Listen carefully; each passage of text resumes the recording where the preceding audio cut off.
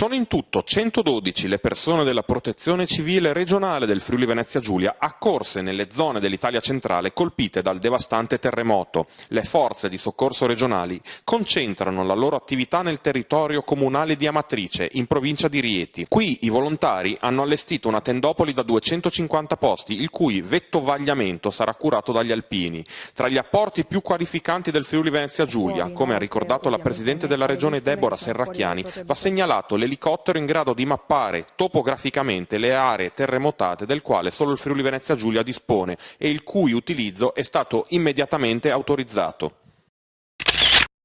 La totale vicinanza alle vittime del terremoto che ha devastato un'ampia zona del centro Italia è stata espressa dal Presidente del Consiglio regionale del Friuli Venezia Giulia, Franco Jacob, che ha trasmesso la piena solidarietà ai colleghi presidenti delle regioni colpite dal sisma.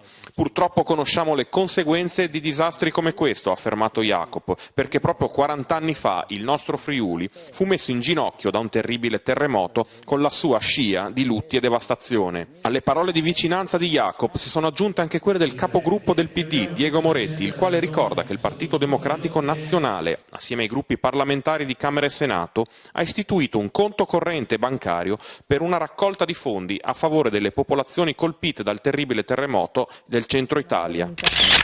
Chiaro che la situazione è ancora in divenire, ahimè le vittime temo che saliranno. Sono convinta che tutte le risorse impegnate in Friuli Venezia Giulia nella prevenzione, in esercitazioni, evacuazioni, nella scuola di emergenza di Portis di Venzone e nella costante formazione del personale non sono un costo, ma un vero e proprio investimento. È la riflessione della Presidente del Friuli Venezia Giulia Deborah Serracchiani alla luce del tragico sisma che ha colpito l'Italia. Il Friuli Venezia Giulia, con il suo sistema di protezione civile, è impegnato in prima linea nei soccorsi alle popolazioni disastrate. Il fatto che il quarantennale del terremoto del Friuli non sia stato rivolto solo alle doverose commemorazioni, ma anche alle esercitazioni e alla formazione, ha detto Serracchiani, è un segno tangibile che sulla prevenzione non si smette mai di investire, perché c'è una necessità costante di svolgere questa attività anche quando questa risulti poco appariscente.